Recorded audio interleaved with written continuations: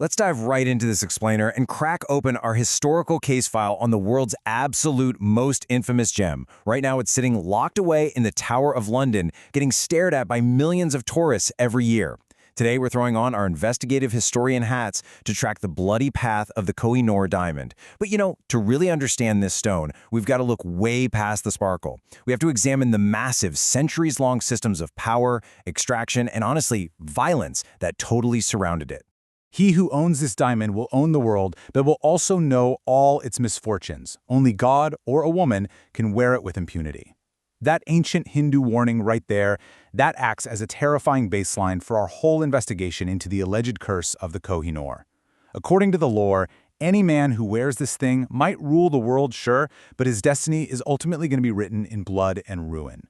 It's a chilling piece of history, and it absolutely forces us to look at the literal trail of collapsed empires left in this diamond's wake. So, as investigators, we have to ask ourselves, is this stone actually supernatural, or is it merely Exhibit A in a long history of empires getting destroyed by their own ruthless extraction? Is the curse actually real, or is it just the inevitable consequence of absolute power and unspeakable greed slamming into each other? Well, to figure that out, we need to trace the crime scene all the way back to the very beginning.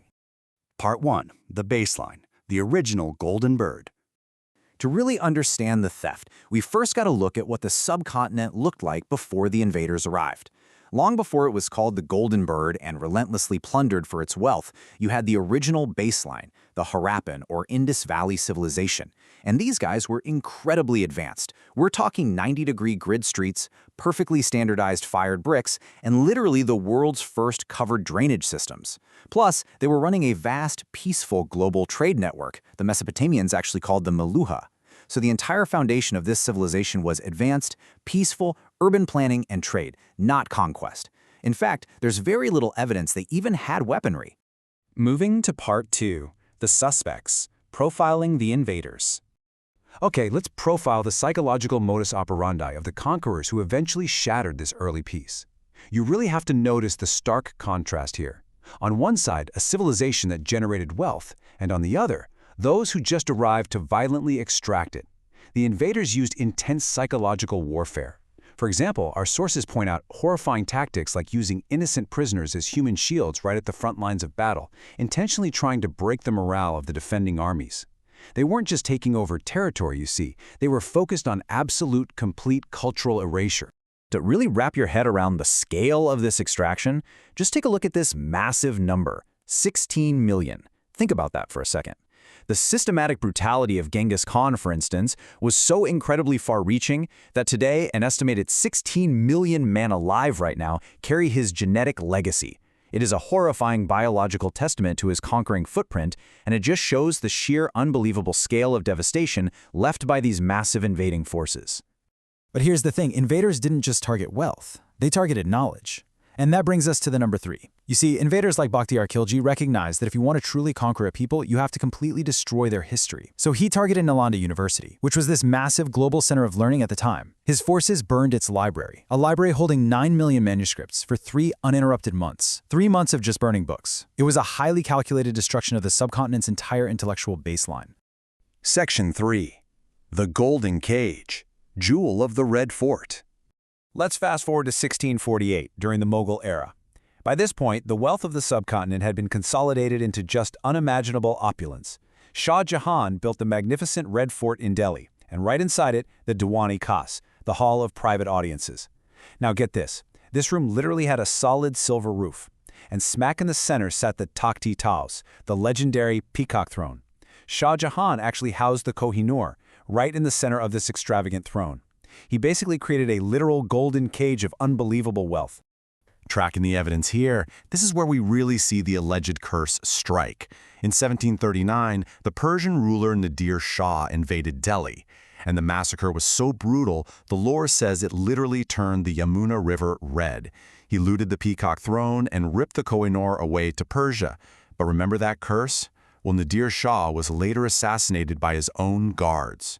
From there, the diamond began this rapid, insanely bloody journey. It just tore through different rulers. Eventually, it made its way back to Punjab, only to face its absolute most calculated extraction yet in 1849. Which brings us to part 4, the Great British Heist.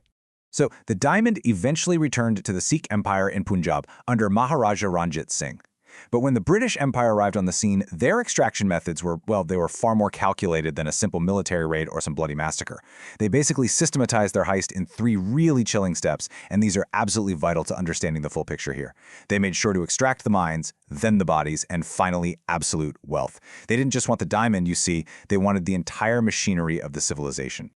Before they even touched the diamond, they went straight after the culture. Lord Macaulay's 1835 education policies, often called Macaulayism, aimed to literally, mentally colonize the subcontinent.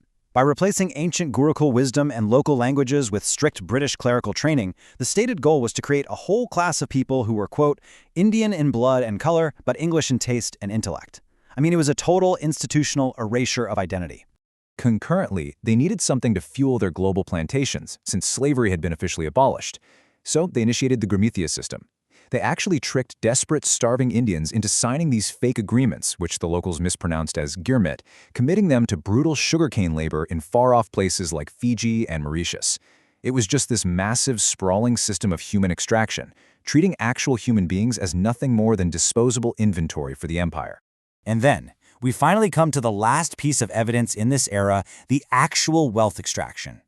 In 1849, following the defeat of the Sikh Empire, the British forced a 10-year-old boy, Maharaja Duleep Singh, to sign away his entire kingdom and physically hand over the Kohinoor diamond to the British crown. Let's be clear, this wasn't some glorious military conquest. It was the calculated, systematic extortion of a literal child. Section 5. The verdict. Curse or consequence. Now, examining how this massive system of extraction was eventually challenged, we see that it obviously couldn't last forever. Fast forward to the late 19th and early 20th centuries, and a young lawyer named Mahatma Gandhi started exposing the horrifying realities of the Girmitiya system while he was working in South Africa. The resulting public outcry and just massive, continuous pressure helped to finally collapse that specific human extraction machine, leading to its official abolition in 1920. So, as we look at the diamond locked securely away in the Tower of London today, we really have to ask ourselves what the true nature of this curse actually is. You know, British monarchs have carefully ensured that only female members of the royal family wear it in their crowns, almost like they're secretly heeding that ancient Hindu warning. But is it actually magic? Or is it simply the ultimate, surviving witness to empires built entirely on blood, greed, and systemic extraction? I'm going to leave you with this final thought for our explainer today. When we look at the Kohinoor, we are essentially looking at the culmination of a centuries-long case file of conquest. So what does true historical justice look like? Does it mean returning the gem to where it came from? Or does it actually belong exactly where it is, serving as this stark, unerasable witness to the very dark realities of historical empire building? Think about it. Thanks so much for joining me on this investigation today, and as always, keep questioning the history you see.